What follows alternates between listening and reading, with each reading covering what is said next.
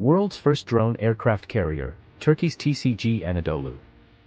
The Turkish Naval Forces held a ceremony last week commissioning its largest ship ever, the TCG Anadolu. Anadolu is an amphibious assault ship, but it's also the ship is the first of its kind to regularly operate fixed-wing drones with combat roles. A new chapter in aviation history began last week in what some might consider an unlikely place, Turkey. The TCG Anadolu, the Turkish Navy's new flagship, and its largest warship ever, was commissioned under cloudy skies. Aboard the ship were both helicopters and drones, including drones designed for direct combat missions. Anadolu is based on Spain's Juan Carlos I-class amphibious assault ships.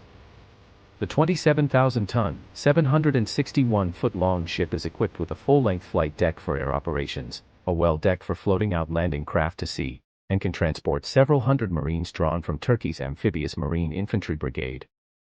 It's roughly similar to the U.S. Navy's America-class amphibious assault ships. One thing that Anadolu has that the America-class does not is a ski ramp, a holdover from Juan Carlos and the need to support Spain's ski ramps are an alternative to the catapults on U.S. He does not have Harriers or the other aircraft qualified to use jump jets, like the F-35 Lightning II, so it built its own. At the commissioning ceremony on April 10, Turkey had 4 types of aircraft on its flight deck.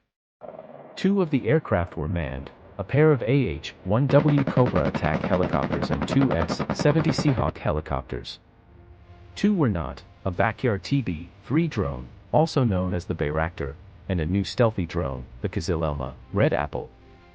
Turkey's TB-2 Bayraktar drone is a popular Turkish export, and has been sold to nearly 24 countries around the world, including Ukraine. Ukraine used the drones to dramatic effect early in the Russian invasion in the winter of 2022, locating targets for artillery and dropping small precision-guided bombs on Russian targets.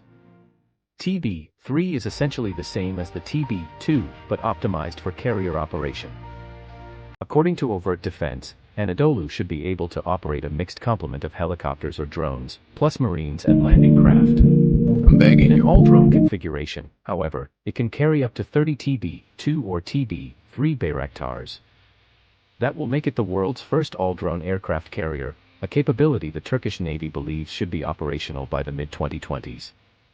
Drones are dramatically cheaper and easier to maintain than crewed aircraft, making it much easier to field and operate air forces. In this case, Turkey had a ship with a ski ramp and small, combat-proven drones. The idea of combining the two to create a drone aircraft carrier was obvious. While the ship is nowhere near as capable as the U.S. Navy's 11 nuclear-powered carriers, it still provides the ability to conduct reconnaissance and precision strike missions anywhere Anadolu can sail.